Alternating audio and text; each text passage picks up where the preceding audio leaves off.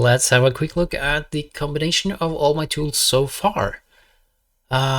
So yeah, you've seen this before. You can import a height map from an image file, often used in Giants Editor. But I've also added a feature where you can design your own height map based on procedural rules. Now, as you can see, this is pretty quick, and even the road will follow the contours of this terrain,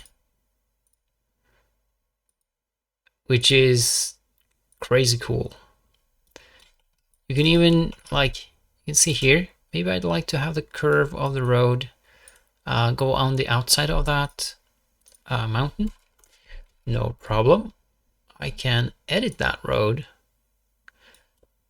to do just that. Oh, I need to be in edit mode, please. Like that. Okay, so that's done.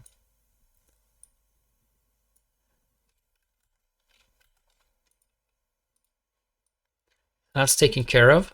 I can also add erosion to this. So let's let that generate.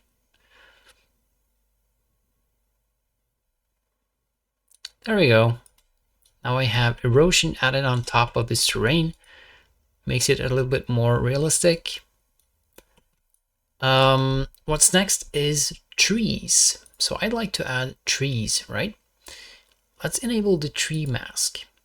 See what that will look like. So anywhere you see red, that's where the trees will spawn.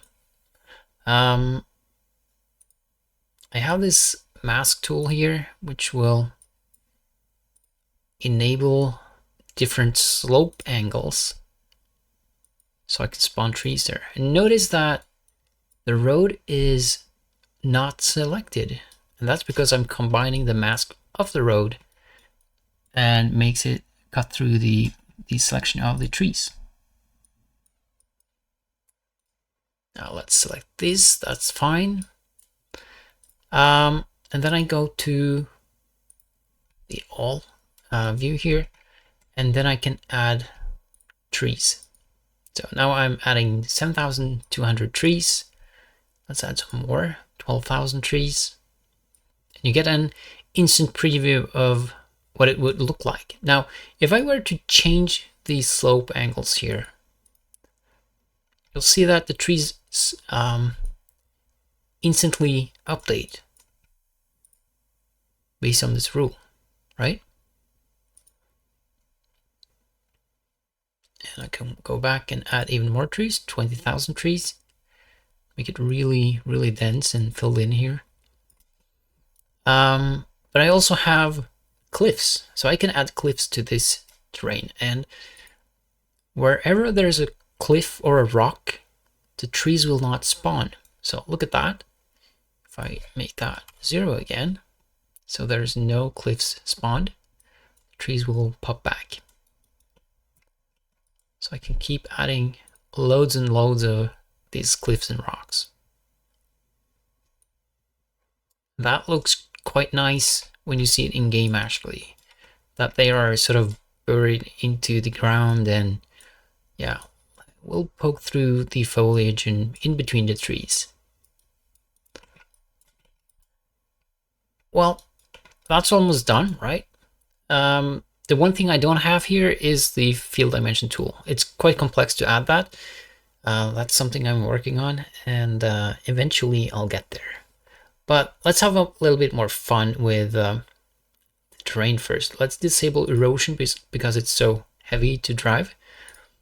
But I can change the terrain really dramatically, and you'll see it completely changes the look of both the road and the placement of the trees.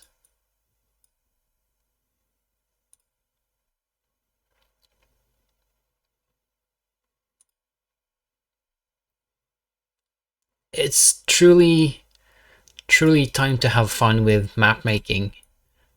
Yeah, and besides, the mask from the trees will also be possible to use with the tree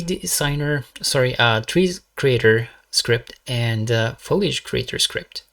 So you can decide whether you want to have the trees exactly in the position you see them here, and using a search and replace function, or using the procedural placement within the script in GE.